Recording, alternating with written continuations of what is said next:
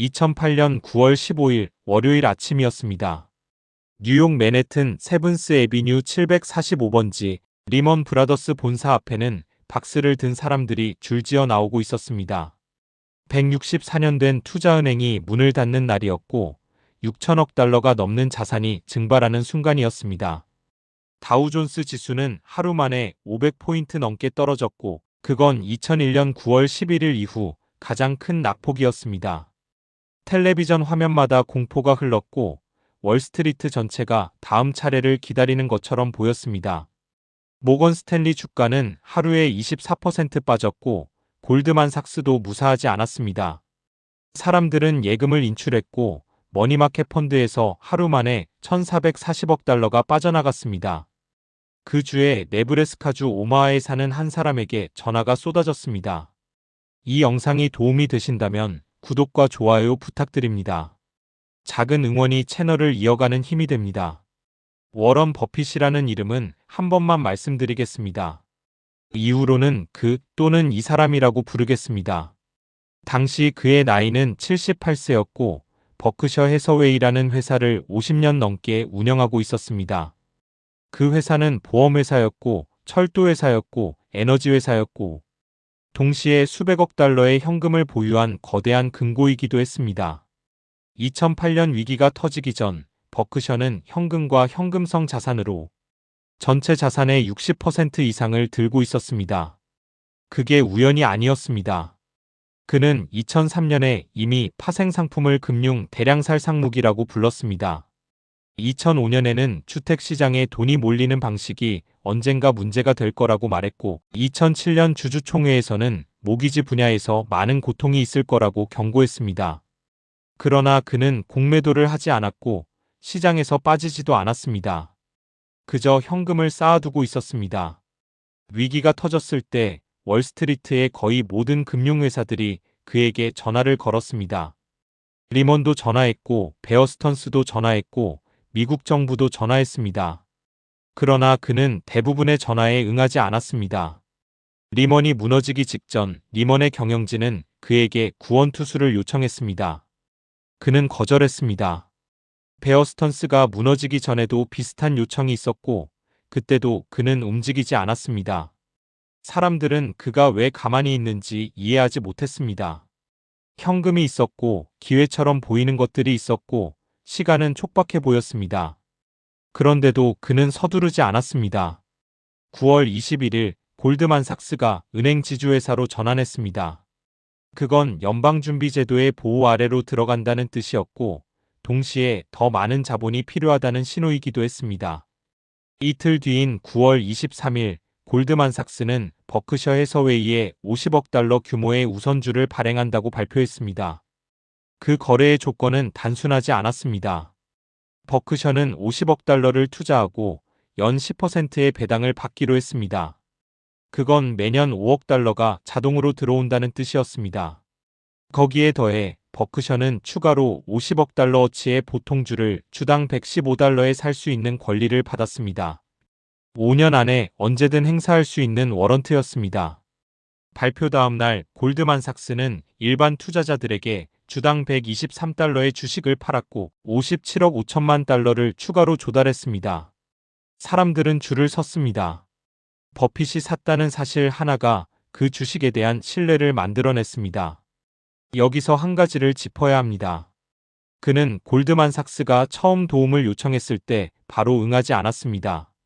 골드만삭스의 시니어 파트너 시드니 와인버그를 1940년에 처음 만났고 50년 넘게 관계를 유지해왔지만 그렇다고 해서 조건 없이 돈을 내밀지는 않았습니다.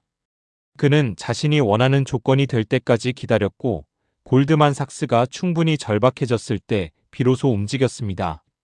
연 10% 배당은 일반 투자자가 받을 수 있는 조건이 아니었습니다. 115달러짜리 워런트는 당시 주가보다 낮은 가격이었고 시간이 지나면서 그 차이는 수십억 달러의 이익으로 바뀌었습니다. 2011년에 골드만삭스가 우선주를 조기 상환했을 때 버크셔는 원금 50억 달러에 더해 5억 달러의 조기 상환 보너스 그리고 그동안 받은 배당금까지 합쳐서 17억 5천만 달러 이상의 현금을 챙겼습니다. 워런트는 2013년에 행사됐고 버크셔는 현금 20억 달러와 골드만삭스 주식 1,310만 주를 받았습니다. 그 주식들의 가치는 계속 올랐습니다. 전체 수익률을 계산하면 5년 동안 약 62%였습니다. 위기의 한복판에서 다른 모든 사람들이 도망칠 때 그는 50억 달러를 넣고 31억 달러 이상을 벌었습니다. 그런데 이 숫자보다 더 중요한 게 있습니다. 그는 골드만삭스가 살아남을 거라고 확신했던 게 아닙니다. 인터뷰에서 그는 정부가 구제금융 법안을 통과시키지 않았다면 이번 주에 아무것도 하지 않았을 거라고 말했습니다. 폴슨 재무장관의 제안이 무산되면 지난주가 천국처럼 보일 거라고도 했습니다. 그는 미래를 예측한 게 아니라 조건이 맞을 때까지 기다린 겁니다. 10월이 됐을 때 그는 제너럴 일렉트릭에도 30억 달러를 투자했습니다. 역시 10% 배당의 우선주였고 역시 유리한 가격의 워런트가 딸려 있었습니다. 화성식품의 리글리 인수에도 자금을 댔습니다. 다른 사람들이 대출을 받을 수 없을 때 그는 현금으로 계약서에 서명했습니다. 같은 해 그는 아일랜드 은행 두 곳에 2억 4,400만 달러를 투자했고 연말에 그 가치는 2,700만 달러로 쪼그라들었습니다. 89% 손실이었습니다. 2008년 연례 서한에서 그는 그걸 멍청한 짓이라고 불렀고 자신의 실수라고 인정했습니다. 그가 틀리지 않은 건 아니었습니다. 다만 틀려도 되는 크기로 베팅했습니다. 골드만삭스에 50억 달러를 넣을 수 있었던 이유는 그 50억 달러가 전부가 아니었기 때문입니다. 버크셔의 보험 계열사들이 만들어내는 플로트, 그러니까 아직 보험금으로 지급되지 않은 돈의 규모는 585억 달러에 달했습니다. 그 돈은 남의 돈이었지만 그가 투자할 수 있는 돈이기도 했습니다. 더 중요한 건 그 돈을 쓰는 비용이 마이너스였다는 겁니다. 2008년에 버크셔의 보험 부문은 6년 연속 언더라이팅 이익을 냈고 사실상 남의 돈을 공짜로, 아니 돈을 받으면서 쓰고 있었습니다. 그 구조가 그에게 시간을 줬습니다. 다른 투자자들은 자금을 빌렸고 빌린 돈에는 이자가 붙었고 이자가 붙으면 시간이 적이 됐습니다. 주가가 떨어지면 마진콜이 왔고 마진콜이 오면 팔아야 했습니다. 가격이 아니라 타이밍이 결정을 강요했습니다. 그에게는 그런 압박이 없었습니다. 1973년과 1974년 젊은 시절에 그는 시장 폭락을 경험했습니다. 그때 버크셔의 주가는 거의 반토막이 났고 그가 가장 좋아했던 주식들도 60% 넘게 떨어졌습니다. 그는 그때 레버리지의 위험을 몸으로 배웠습니다. 그 이후로 그는 빌린 돈으로 투자하지 않았고 자신이 운영하는 회사들에도 같은 원칙을 요구했습니다. 2008년에 그가 움직일 수 있었던 건 그 전에 오래 기다렸기 때문입니다. 기다릴 수 있었던 건 빌리지 않았기 때문입니다. 빌리지 않을 수 있었던 건 보험회사라는 구조를 50년 동안 쌓아왔기 때문입니다. 10월 16일 그는 뉴욕타임스에 기고문을 실었습니다. 제목은 미국을 사라, 나는 그러고 있다였습니다. 그 글에서 그는 금융세계가 엉망이라고 썼습니다. 실업률이 오를 거고 사업 활동이 위축될 거고 뉴스 헤드라인은 계속 무서울 거라고 썼습니다. 그러면서 자신은 미국 주식을 사고 있다고 밝혔습니다. 개인 계좌에 있던 미국 국채를 팔고 그 돈으로 미국 주식을 사고 있다고 했습니다. 그는 간단한 규칙을 제시했습니다. 다른 사람들이 탐욕스러울 때 두려워하고 다른 사람들이 두려워할 때 탐욕스러워지라고 했습니다. 그 글이 실린 날 시장은 바닥이 아니었습니다. 이후로 주가는 5개월 더 떨어졌고 2009년 3월이 되어서야 바닥을 찍었습니다. 그가 기고문을 실은 시점부터 바닥까지 시장은 추가로 26% 빠졌습니다. 그는 바닥을 맞추지 못했습니다. 타이밍을 잡으려고 하지도 않았습니다. 기고문에서 그는 한 달 후에 주가가 오를지 내릴지 전혀 모르겠다고 썼습니다. 1년 후도 마찬가지라고 했습니다. 그가 보고 있던 건 5년, 10년, 20년 후였습니다. 결과적으로 그 기고문이 실린 날 시장에 투자한 사람은 이후 10년 동안 130% 이상의 수익을 얻었습니다. 바닥을 맞추지 못한 투자가 여전히 엄청난 이익으로 끝났습니다. 그에게 타이밍은 중요하지 않았습니다.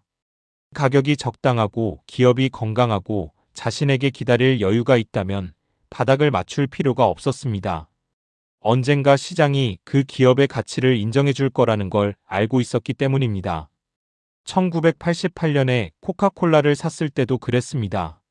그는 코카콜라가 유명해진 1886년부터 102년이 지나서야 처음 주식을 샀습니다.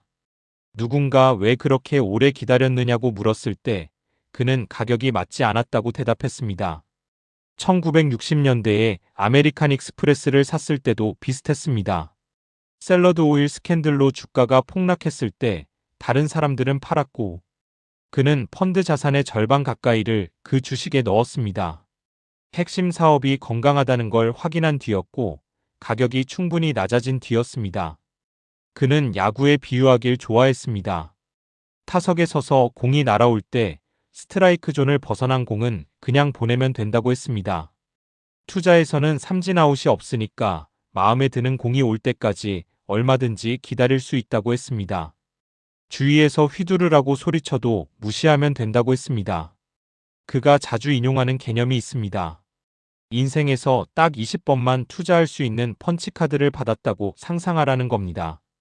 한 번 투자할 때마다 구멍이 하나씩 뚫리고 20개가 다 뚫리면 더 이상 투자할 수 없습니다. 그렇게 생각하면 99%의 기회는 그냥 지나보내게 됩니다. 정말 확신이 있을 때만 움직이게 됩니다.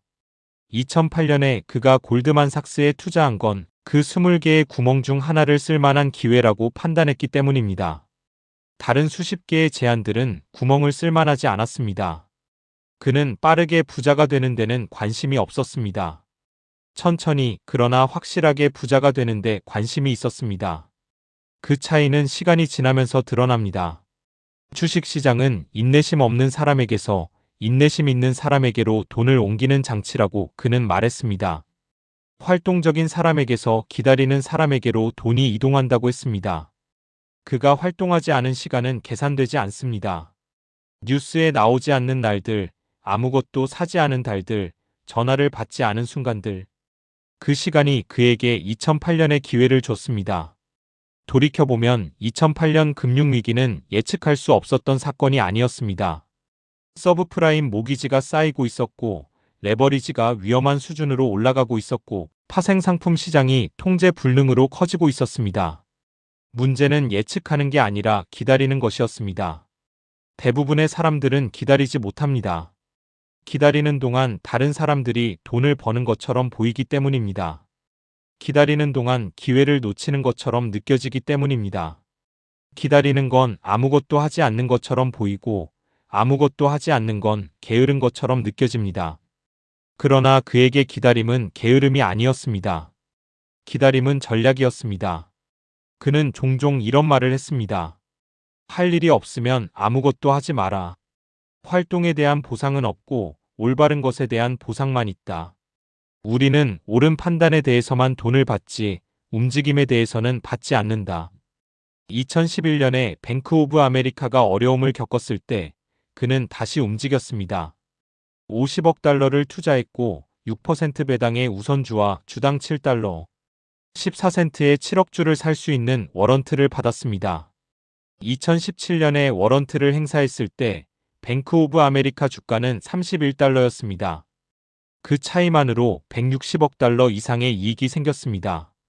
패턴은 같았습니다. 위기가 오고 다른 사람들이 공포에 빠지고 그는 현금을 들고 유리한 조건을 제시하고 기다리다가 회수합니다. 그러나 그 패턴을 따라하기는 어렵습니다. 현금을 쌓아두려면 상승장에서 덜 버는 걸 감수해야 합니다. 유리한 조건을 기다리려면 괜찮아 보이는 기회들을 보내줘야 합니다. 위기에 움직이려면 공포를 이겨내야 합니다. 대부분의 사람들은 상승장에서 더 벌고 싶어 합니다. 괜찮아 보이는 기회에 뛰어들고 싶어 합니다. 위기가 오면 공포에 질립니다. 그가 다른 점은 재능이 아니라 기질이었습니다. 그는 스스로 그렇게 말했습니다. 투자에는 높은 지능이 필요하지 않다고 남다른 기질이 필요하다고 했습니다. 군중을 따라가거나 거슬러가는 것에서 쾌감을 느끼지 않는 기질, 그냥 편하게 혼자 생각할 수 있는 기질이 필요하다고 했습니다. 2024년에 버크셔 해서웨이의 현금 보유량은 다시 사상 최고치를 기록했습니다. 3천억 달러가 넘었습니다. 사람들은 다시 묻기 시작했습니다. 왜 투자하지 않느냐고, 무엇을 기다리느냐고. 그는 대답하지 않았습니다. 다만 예전에 했던 말을 반복했을 뿐입니다. 좋은 기회가 오면 알게 될 거라고. 2008년에도 그랬습니다. 리먼이 무너지기 전에는 현금을 쌓아두고 있었고 골드만삭스가 절박해졌을 때 비로소 움직였습니다. 그 사이의 시간은 뉴스에 나오지 않았습니다. 뉴스에 나온 건 50억 달러를 투자한 순간뿐이었고 그 전에 기다린 수십 년은 보이지 않았습니다. 투자의 역사에서 가장 중요한 순간들은 종종 아무것도 하지 않은 순간들입니다. 그 순간들이 쌓여서 언젠가 기회가 왔을 때 움직일 수 있는 힘이 됩니다. 시장이 오를 때 수익을 내는 건 어렵지 않습니다. 시장이 내릴 때 버티는 것도 훈련하면 됩니다. 그러나 시장이 오르는데 참여하지 않고 시장이 내리는데 두려워하지 않고 그냥 가만히 앉아서 기다리는 건 다른 종류의 능력입니다. 그건 확신의 능력이 아닙니다. 확신은 종종 틀립니다. 그건 겸손의 능력입니다. 자신이 모른다는 걸 알고 그래서 더 조심하고 그래서 더 기다리는 겸손. 78세에 그는 50억 달러를 한 회사에 넣었습니다. 그 결정을 내리기까지 50년 넘게 기다렸습니다. 그 50년 동안 그는 수천 번의 유혹을 이겨냈고 수만 번의 기회를 흘려보냈습니다. 그렇게 쌓인 인내가 2008년 9월 23일에 계약서에 서명할 수 있게 해줬습니다. 서두르지 않는다는 건 느리다는 뜻이 아닙니다. 때가 됐을 때 빠르게 움직일 수 있도록 그 전까지는 힘을 아끼고 있다는 뜻입니다. 리먼이 무너진 날 골드만삭스도 흔들렸고 모건 스탠리도 위태로웠고 미국 금융 시스템 전체가 벼랑 끝에 서 있었습니다. 그날 밤 전화기를 든 사람들이 많았습니다. 누군가에게 도움을 요청하려는 전화, 누군가에게 살려달라고 애원하는 전화. 오마하에서는 한 사람이 전화를 받았다가 끊었다가 다시 받았습니다. 그는 대부분의 요청을 거절했고 단 몇 개에만 응했습니다. 응한 것들은 모두 그의 조건에 맞는 것들이었습니다. 그 조건들이 만들어지기까지 50년이 걸렸습니다. 이 영상은 한번 듣고 끝내지 않아도 됩니다. 잠들기 전에도 출퇴근길에도 복리를 이해하는 시간이 조금씩 쌓이길 바랍니다. 구독과 좋아요를 눌러주세요. 기다린다는 건 아무것도 하지 않는 게 아닙니다. 다음 기회를 위해 오늘을 쓰는 겁니다.